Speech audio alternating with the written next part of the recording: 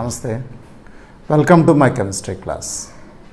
Last క్లాస్లో మనం heterocyclic compounds అంటే ఏంటి, అలాగే విభిన్న రకాల హెట్రోసైక్లిక్ కాంపౌండ్స్ అండ్ క్లాసిఫికేషన్, అలాగే ఒక 4 హెట్రోసైక్లిక్ కాంపౌండ్స్ ఏంటండి అవి పిర్రోల్, ఫ్యూరాన్, థయోఫీన్ అండ్ పిరిడిన్ అంటే ఎరోమేటిక్ హెట్రోసైక్లిక్ కాంపౌండ్స్ యొక్క ఎరోమేటిసిటీ గురించి డిస్కస్ చేసాం. ఈ క్లాస్లో మనం ఈ పర్టికులర్ హెట్రోసైక్లిక్ కాంపౌండ్స్ యొక్క ఎసిడిక్ లేదా బేసిక్ నేచర్ గురించి, అలాగే డైపోల్ మూమెంట్ గురించి, అలాగే వీటి యొక్క ప్రిపరేషన్ మెథడ్స్ గురించి డిస్కస్ చేద్దాం. పిర్రోల్ ఏ స్వభావాన్ని ప్రదర్శిస్తుందని చెప్పుకున్నామండి, క్షార స్వభావాన్ని ప్రదర్శించట్లేదు, బలహీనమైన ఆమ్ల స్వభావాన్ని ప్రదర్శిస్తుందని చెప్పాం. ఎందువల్ల ఇది క్షార స్వభావాన్ని ప్రదర్శించట్లేదండి? పిర్రోల్ యొక్క నిర్మాణాన్ని కానీ మీరు పరిశీలించారనుకోండి, పిర్రోల్ నిర్మాణంలో మీకు ఏం కనపడుతున్నాయండి? 5 పరమాణువులతో కలిసి ఒక రింగ్ ఏర్పడింది. అందులో ఒక పరమాణువు నైట్రోజన్, ఈ నైట్రోజన్ ఏమో ఒక హైడ్రోజన్కి 2 కార్బన్ పరమాణువులకి అటాచ్ చేయబడి ఉందండి. అండ్ ఈ నైట్రోజన్ మీద ఒక ఒంటరి ఎలక్ట్రాన్ జంట ఉందండి. అలాగే కార్బన్ పరమాణువుల మధ్యలో చూసినట్లయితే 2 ద్విబంధాలు కనబడుతున్నాయండి. మరి ఈ పర్టికులర్ నిర్మాణంలో కానీ చూసినట్లయితే పిర్రోల్లో నైట్రోజన్ దగ్గర ఒంటరి ఎలక్ట్రాన్ జంట ఉందండి. మరి దీని దగ్గర ఒంటరి ఎలక్ట్రాన్ జంట ఉన్నప్పటికీ కూడా ఇది క్షార స్వభావాన్ని ప్రదర్శించట్లేదు అన్నాం. ఎందువల్ల ప్రదర్శించట్లేదండి? ఈ పర్టికులర్ పిర్రోల్ యొక్క రెజినెన్స్ నిర్మాణాలు కానీ మీరు పరిశీలించినట్లయితే మీకు అర్థమయ్యేది ఏంటంటే, ఒక్క నిర్మాణంలో మాత్రమే నైట్రోజన్ దగ్గర ఎలక్ట్రాన్ జంట ఉందండి. మిగతా అన్ని నిర్మాణాల్లోనూ ఆ ఎలక్ట్రాన్ జంట పక్కనున్న కార్బన్కి డొనేట్ చేయబడడం వలన పై ఎలక్ట్రాన్ డీలోకలైజేషన్లో పార్టిసిపేట్ చేస్తుందండి. అంటే ఎరోమేటిక్ సబ్స్ట్రేట్లోకి వెళ్ళిపోయిందండి. దీనివలన పిర్రోల్లో ఉండే నైట్రోజన్ దగ్గర ఎలక్ట్రాన్ జంట ఫ్రీగా లేదు. మరి అమోనియా అవనియండి, ఆర్ ఎనీ ఎమీన్ అవనియండి, దానికి క్షార స్వభావానికి కారణం ఏంటండి? దాని దగ్గర ఉండే ఎలక్ట్రాన్ జంటను అది ఆమ్లానికి డొనేట్ చేయగలగడం అండి. మరి పిర్రోల్ దాని దగ్గర ఉండే ఎలక్ట్రాన్ జంటను ఆమ్లానికి డొనేట్ చేయలేదు కదండి. కాబట్టి పిర్రోల్ క్షార స్వభావాన్ని ప్రదర్శించలేదండి. ఇది బలహీనమైన ఆమ్లంగా ప్రవర్తిస్తుందండి. దీని యొక్క ఆమ్ల స్వభావానికి ఉదాహరణగా దీని యొక్క ఒక రియాక్షన్ చెప్పుకోవచ్చండి. KOH లాంటి క్షారాలతోటి పిర్రోల్ కానీ రసాయన చర్య జరిపింది అనుకోండి, పిర్రోల్ సాల్ట్స్ని ఏర్పరుస్తుందండి. సో ఈ పర్టికులర్గా సాల్ట్స్ లేదా లవణాల యొక్క ఫార్మేషన్ రియాక్షన్ బట్టి పిర్రోల్కి ఆమ్ల స్వభావం ఉందని మనం చెప్పొచ్చండి. పిర్రోల్ యొక్క ఆమ్ల లక్షణాలను మనం దాని యొక్క పిర్రోల్ యానయాన్ యొక్క రెజినెన్స్ నిర్మాణాల ద్వారా కూడా ఎక్స్ప్లెయిన్ చేయొచ్చండి. పిర్రోల్ ఒక హైడ్రోజన్ కోల్పోయింది అనుకోండి, ఒక H+ అయాన్ని కోల్పోయింది అనుకోండి, పిర్రోలైల్ యానయాన్ ఫామ్ అవుతుందండి. ఈ యానయాన్ యొక్క రెజినెన్స్ నిర్మాణాలు కానీ మనం పరిశీలించినట్టయితే ఇందులో మనకి నెగిటివ్ ఛార్జ్ రింగ్ మీద డీలోకలైజ్ అవుతున్నట్టుగా కనబడుతుందండి. 2 డిఫరెంట్ ఛార్జెస్ లేదండి, ఒకే ఒక charge negative charge is delocalised on the carbon atoms. అదే పిర్రోల్ రెజినెన్స్ రూపాల్లో పరిశీలించామనుకోండి, దానిలో 4 రూపాల్లో పాజిటివ్ అండ్ నెగిటివ్ ఛార్జెస్ ఉన్నాయండి. Positive charge on the nitrogen atom and negative charge on the carbon atoms. మరి ఇక్కడ చూసినట్లయితే ఒకే ఛార్జ్ అండి, negative charge is delocalised on the ring. మరి ఏదన్నా ఒక రెజినెన్స్ నిర్మాణాలు కానీ మనం చూసినట్లయితే అందులో ఛార్జ్ సపరేటెడ్ స్ట్రక్చర్స్ ఉన్నప్పుడు ఆ నిర్మాణాలకు ఉండే శక్తి అండ్ ఒకవేళ ఛార్జ్ డిస్ట్రిబ్యూటెడ్ స్ట్రక్చర్స్ ఉన్నప్పుడు ఆ నిర్మాణాలకు ఉండే శక్తిని కానీ పోల్చామనుకోండి, దేనివలన రెజినెన్స్ స్టెబిలైజేషన్ ఎక్కువగా ఉంటుందంటే ఛార్జ్ డిస్ట్రిబ్యూటెడ్ స్ట్రక్చర్స్ వలన రెజినెన్స్ స్టెబిలైజేషన్ ఎక్కువగా ఉంటుందండి. వేటితో పోల్చినప్పుడు? ఛార్జ్ సపరేటెడ్ స్ట్రక్చర్స్తో పోల్చినప్పుడు. కాబట్టి పిర్రోల్లో ఉండే ఛార్జ్ సపరేటెడ్ స్ట్రక్చర్స్తో పోల్చినప్పుడు పిర్రోలైల్ యానయాన్లో ఉండే charge distributed structures are more stable అండి. కాబట్టి పిర్రోల్ ఒక H+ అయాన్ని కోల్పోయి పిర్రోలైల్ యానయాన్గా మారి ఆమ్ల స్వభావాన్ని ప్రదర్శించగలదండి. సో ఈ రకంగా పిర్రోల్ యొక్క ఆమ్ల స్వభావాన్ని మనం సమర్థించవచ్చు. ఇక నెక్స్ట్ మిగిలిన 2 యొక్క ఆమ్ల లేదా క్షార స్వభావం చూసాం అనుకోండి, ఫ్యూరాన్ అండ్ థయోఫీన్. ఫ్యూరాన్ కానీ మనం పరిశీలించినట్లయితే అదొక డయీన్ అండ్ ఒక ఈథర్ నిర్మాణంలో కనబడుతుందండి. థయోఫీన్ ఒక సల్ఫైడ్ నిర్మాణం లాంటిది ఉందండి. అంటే సల్ఫైడ్స్ అవనివ్వండి, ఈథర్స్ అవనివ్వండి, బలమైన ఆమ్లాల నుంచి ప్రోటాన్ని స్వీకరిస్తాయండి.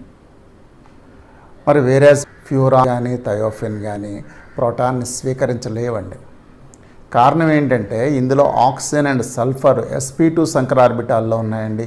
అలాగే వాటి దగ్గర ఒక ఎలక్ట్రాన్ జంట పై సిస్టమ్కి డొనేట్ చేయబడి డీలోకలైజ్ అవ్వడం వలన ఈ హెట్రో యాటమ్కి పాక్షిక ధనావేశం వస్తుందండి. దానివలన హెట్రో యాటము ఎలక్ట్రాన్ జంటను డొనేట్ చేసే నేచర్ని అంత ఎక్కువగా ప్రదర్శించలేదండి. కాబట్టి ఫ్యూరాన్ అండ్ థయోఫిన్లో ఎలక్ట్రాన్ డొనేటింగ్ నేచర్ చాలా తక్కువ కాబట్టి క్షార స్వభావాన్ని ఈథర్స్ అండ్ సల్ఫైడ్స్తో పోల్చినప్పుడు తక్కువగా కలిగి ఉంటాయండి. సో ఈ మూడింట్లోనూ కూడా పిర్రోల్, ఫ్యూరాన్, థయోఫిన్ మూడింట్లోనూ కూడా మనం అబ్జర్వ్ చేసేది ఏంటంటే ఎప్పుడైనా మనం బలమైన ఆమ్లాలతో ప్రొటనేషన్ చేద్దామని ప్రయత్నించాం అనుకోండి, హెట్రో యాటమ్ దగ్గర ప్రొటనేషన్ జరగదండి, ఆల్ఫా కార్బన్ దగ్గర ప్రొటనేషన్ జరుగుతుందండి. సో హెట్రో యాటమ్ వలన వీటికి క్షార స్వభావం లేదండి. హెట్రో యాటమ్ వలన ఫిర్రోల్ లాంటి అణువులు ఆమ్ల స్వభావాన్ని ప్రదర్శిస్తున్నాయండి. నెక్స్ట్ పిరిడిన్ని కానీ పరిశీలించాం అనుకోండి, పిరిడిన్ ఒక నిర్మాణం మీరు పరిశీలించండి. 6 మెంబర్డ్ రింగ్ ఉంది. ఒక నైట్రోజన్ 2 కార్బన్లకి అటాచ్ చేయబడి అందులో ఒక కార్బన్తో ద్విబంధాన్ని కలిగి ఉందండి. ఎప్పుడైనా కార్బన్ నైట్రోజన్ ద్విబంధం కలిగి ఉన్న నిర్మాణం ఉన్నదనుకోండి, దాన్ని ఏమంటామంటే మనం ఎమైన్ అంటామండి. So it is an amine. Pyridine అనేది ఒక ఎమైన్ అండి. సాధారణంగా ఎమైన్స్ అనేవి అన్స్టేబుల్ అండి, చాలా హైలీ రియాక్టివ్ అండి. But pyridine is a stable amine అండి. ఎందువలన పిరిడిన్కి స్టెబిలిటీ ఉంది అంటే పిరిడిన్లో రెజినెన్స్ నిర్మాణాలు ఉన్నాయండి. సో రెజినెన్స్ స్థిరీకరణం చెందిన ఒక అణువు అండి పిరిడిన్. కాబట్టి pyridine is a stable amine. మరి దీని యొక్క క్షార స్వభావం గురించి మనం ఆలోచించామనుకోండి, నైట్రోజన్ దగ్గర ఒంటరి ఎలక్ట్రాన్ జంట ఉంది కదండి పిరిడిన్లో. ఈ ఒంటరి ఎలక్ట్రాన్ జంట ఏ రకమైన ఏరోమాటిక్ సెక్స్టేట్లోని ఇన్వాల్వ్ అవ్వలేదండి. కాబట్టి ఇది స్వేచ్ఛగా ఉందండి ఈ ఎలక్ట్రాన్ జంట. కాబట్టి ఎలక్ట్రాన్ జంటని నైట్రోజన్ డొనేట్ చేసి క్షారంగా వ్యవహరించగలదండి. అయితే ఈ డొనేటింగ్ నేచర్ ఎక్కువగా ఉంటుందా తక్కువగా ఉంటుందా? మనం ఎమీన్స్ కానీ ఆర్ ఎనీ నైట్రోజన్ డెరివేటివ్స్ని మనం క్షార స్వభావాన్ని కానీ పోలుస్తున్నాం అనుకోండి, అమోనియాతో పోల్చాలండి. మరి అమోనియాతో పోల్చినప్పుడు పిరిడిన్ యొక్క క్షార స్వభావం ఎక్కువగా ఉంటుందా తక్కువగా ఉంటుందా?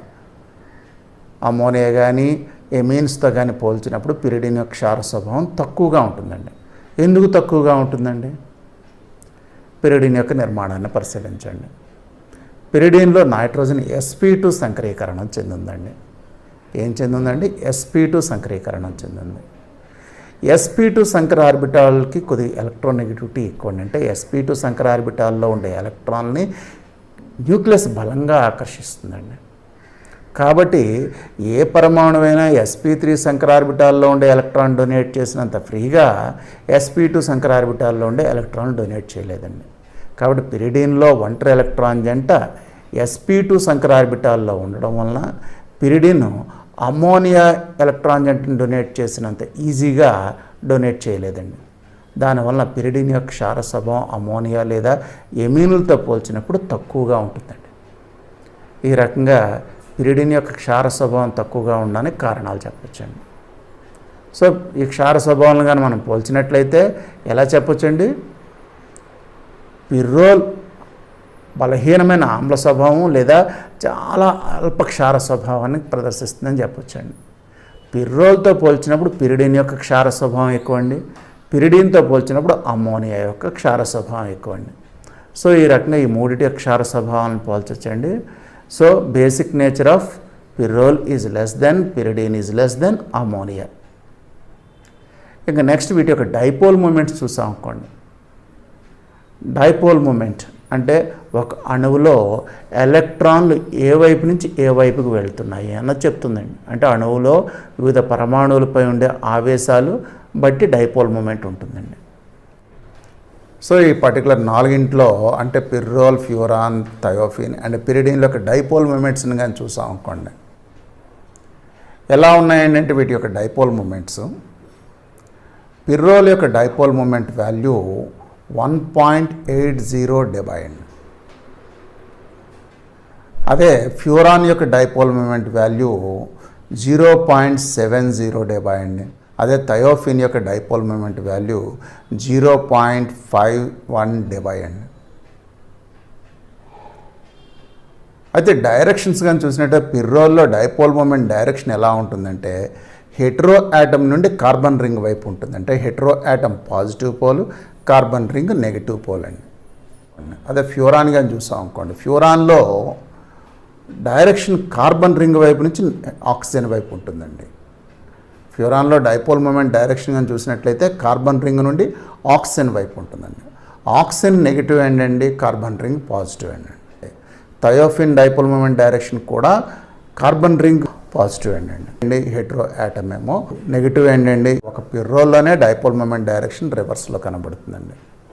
అలాగే పిరిడిన్లో డైపోల్ మూమెంట్ వాల్యూ కానీ చూసినట్లయితే 2.2 dB అండి. 2.2 dB అండి పిరిడిన్లో. దీంట్లో కూడా డైరెక్షన్ ఎలా ఉంటుందంటే కార్బన్ రింగ్ నుండి నైట్రోజన్ వైపు ఉంటుందండి. కార్బన్ రింగ్ నుండి నైట్రోజన్ వైపు ఉంటుందండి. సో ఈ నాలుగింట్లో వాల్యూస్ చూస్తే pyrrole is 1.80, furan is equal 0.70 and thiophene is 0.51 and pyridine is 2.2 dB.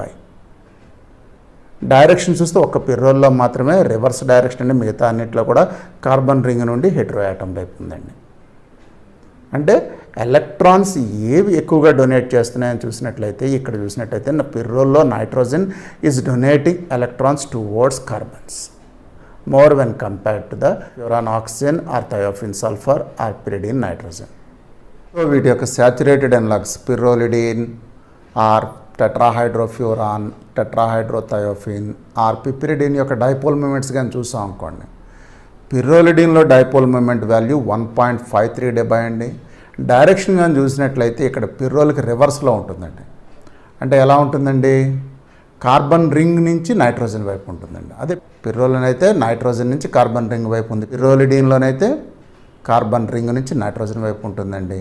పిర్రోల్లో 1.80 dB, పిర్రోలిడిన్లో 1.53 dB. అదే ఫ్యూరాన్లో చూసాం అనుకోండి, ఫ్యూరాన్లో డైపోల్ మూమెంట్ వాల్యూ 0.70 dB. అదే టెట్రాహైడ్రోఫ్యూరాన్లో చూసుకున్నట్లయితే 1.71 dB అండి. టెట్రాహైడ్రోఫ్యూరాన్లో డైపోల్ మూమెంట్ వాల్యూ ఎక్కువగా ఉందండి ఫ్యూరాన్తో పోల్చినప్పుడు. ఎందువలనంటే ఫ్యూరాన్లో ఆక్సిజన్ మీద ఉండే ఎలక్ట్రాన్ జంట ఏమైందండి, డీలోకలైజేషన్లో ఇన్వాల్వ్ అయిందండి. ఒక ఎలక్ట్రాన్ జంట ఫ్యూరాన్ ఆక్సిజన్ ఎప్పుడైతే డొనేట్ చేసిందో అది ఎలక్ట్రాన్ లాక్కునే సామర్థ్యాన్ని తక్కువగా కలిగి ఉండడం వల్ల ఫ్యూరాన్లో డైపోల్ మూమెంట్ వాల్యూ తక్కువగా ఉందండి. అలాగే థయోఫిన్ డైపోల్ మూమెంట్ వాల్యూ కన్నా టెట్రాహైడ్రోథయోఫిన్ డైపోల్ మూమెంట్ వాల్యూ ఎక్కువ అండి. థయోఫిన్ డైపోల్ మూమెంట్ వాల్యూ అని చెప్పుకున్నామండి 0.51 dB. టెట్రాహైడ్రోథయోఫిన్ యొక్క డైపోల్ మూమెంట్ వాల్యూ 0.90 dB అండి. సో ఈ రకంగా వివిధ అణువుల యొక్క డైపోల్ మూమెంట్ వాల్యూస్ని పోల్చినప్పుడు మనకి ఏమర్థం అవుతుందండి, ఈ మూడింట్లో పిర్రోల్, ఫ్యూరాన్, థయోఫిన్లో హెటరో యాటమ్ ఏంటండి, హెటరో యాటము ఎలక్ట్రాన్ జంటను డొనేట్ చేయడం వలన పిర్రోల్ అనేది డైపోల్ మూమెంట్ డైరెక్షన్ రివర్స్లో ఉందండి.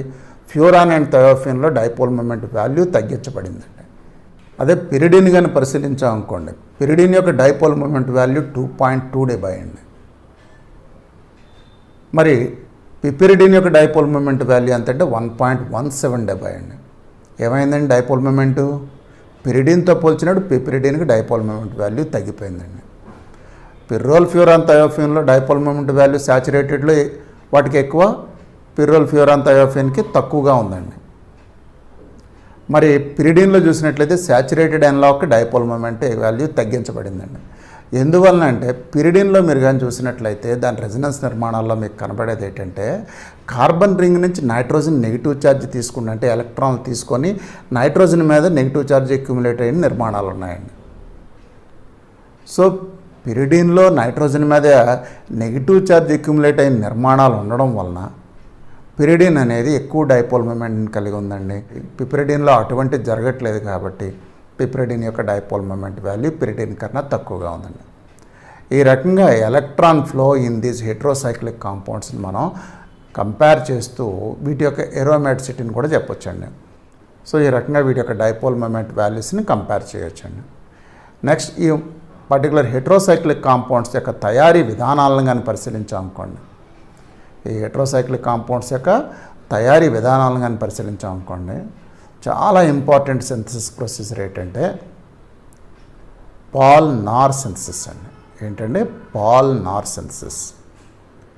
ఈ పాల్ నార్ సింథసిస్ అనేది దేని మీద బేస్ అయిందంటే డైకీటోన్స్ లేదా డైఆల్డిహైడ్స్ యొక్క ఈనాల్ ఫామ్ యొక్క స్టెబిలిటీ మీద బేస్ అయిందండి. డైకీటోన్స్ లేదా డైఆల్డిహైడ్స్ యొక్క ఈనాల్ ఫామ్ యొక్క స్టెబిలిటీ మీద బేస్ అయిందండి.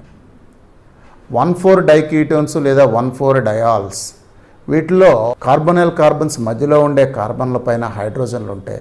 అంటే ఆల్ఫా హైడ్రోజన్లు ఉన్నాయనుకోండి, ఆటోమేటిక్గా ఈనాల్ రూపంలో ఆ అణువు ఎక్కువగా ఉండే అవకాశం ఉంటుందండి.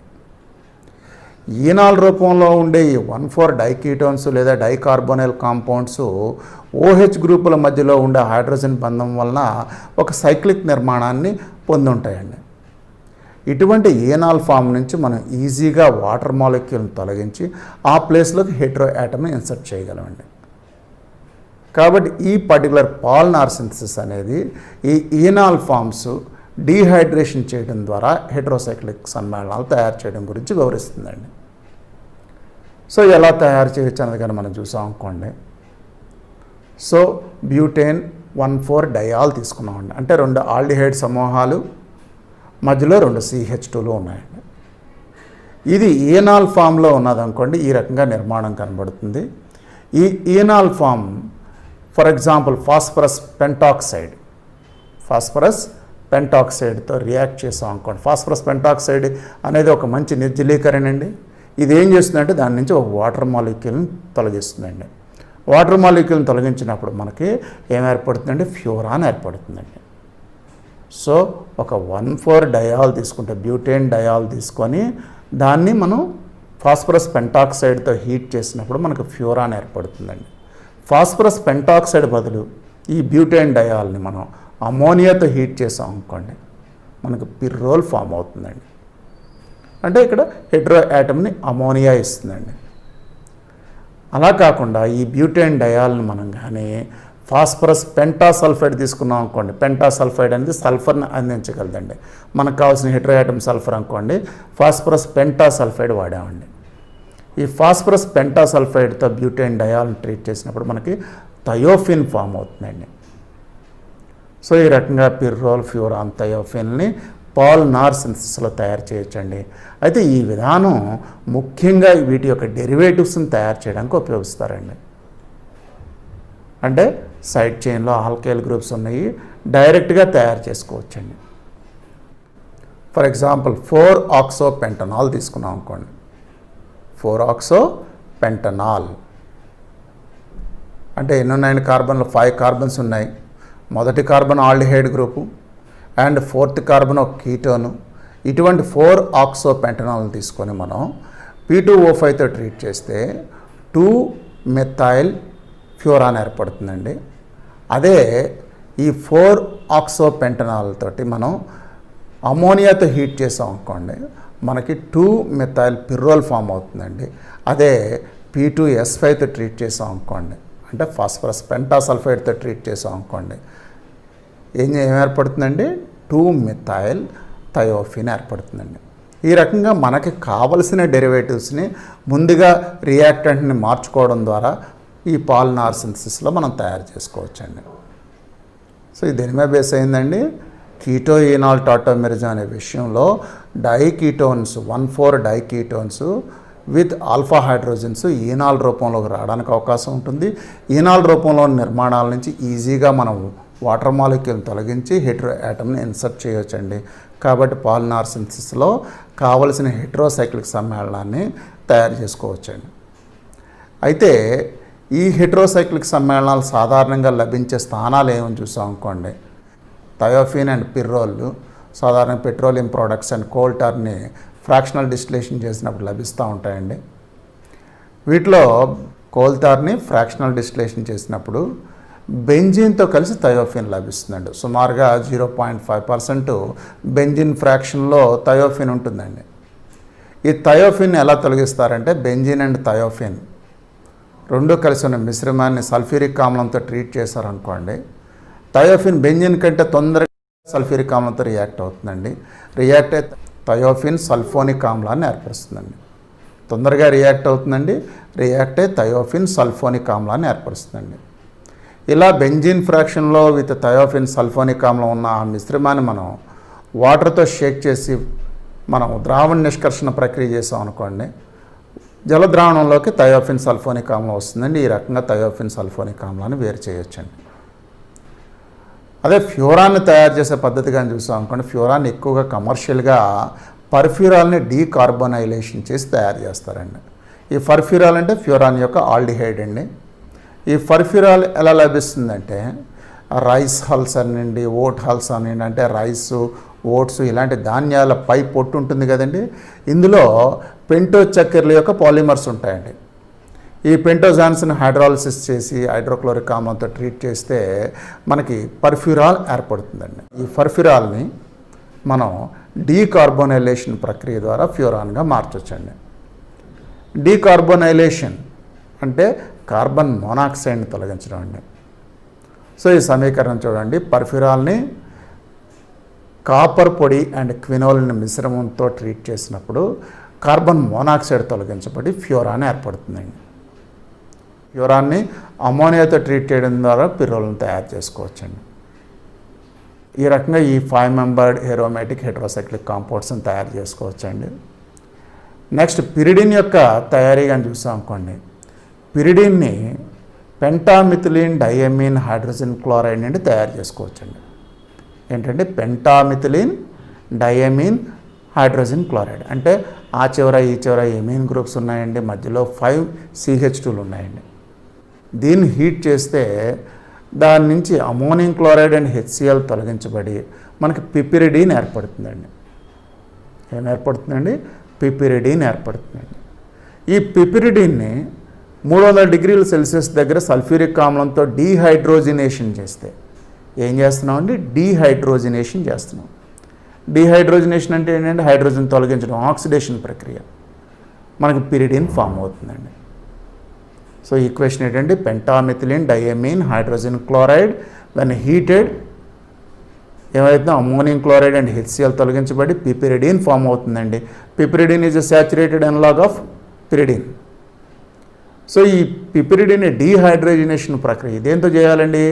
సల్ఫ్యూరిక్ ఆమ్లంతో 300 డిగ్రీల సెల్సియస్ దగ్గర హీట్ చేసినప్పుడు హైడ్రోజన్ తొలగించబడి పిరిడిన్ ఫామ్ అవుతుందండి. ఈ రకంగా పిరిడిన్ని తయారు చేసుకోవచ్చండి. సో ఈ రకంగా ఈ సెషన్లో మనం ఈ పిరిడిన్, పిర్రోల్, ఫ్యూరాన్, థయోఫిన్ల యొక్క క్షార స్వభావం గురించి చర్చించాం. అలాగే వీటి యొక్క డైపోల్ మూమెంట్స్ గురించి చర్చించామండి. అలాగే వీటి యొక్క తయారీ పద్ధతుల గురించి చర్చించామండి. ఇవి బాగా ఇంపార్టెంట్ గుర్తుంచుకోండి. పాల్ నార్ సింథసిస్ మీకు ఎగ్జామినేషన్స్లో వచ్చే అవకాశం ఉంది. అలాగే కాంపిటేటివ్ ఎగ్జామినేషన్స్లో డైపోల్ మూమెంట్కి సంబంధించిన క్వశ్చన్స్ రావచ్చండి. అలాగే క్షార స్వభావానికి సంబంధించిన క్వశ్చన్స్ రావచ్చండి. కాబట్టి క్షార స్వభావం ఎందువలన కొన్నిటికి తక్కువగా ఉంది, ఎందువలన ఆమ్ల స్వభావాన్ని కొన్ని అణువులు ప్రదర్శించగలుగుతున్నాయి, అలాగే డైపోల్ మూమెంట్ డైరెక్షన్స్ ఎలా ఉన్నాయి, డైపోల్ మూమెంట్ ఎందుకు తగ్గించబడుతుంది, అలాగే పాల్ నార్ సింథసిస్, ఇవన్నీ బాగా గుర్తుంచుకోండి. నెక్స్ట్ సెషన్లో మనం ఈ పిర్రోల్, ఫ్యూరాన్, థయోఫిన్ మరియు పిరిడిన్ల యొక్క రసాయన చర్యల గురించి డిస్కస్ చేద్దామండి. Okay, thank you for listening.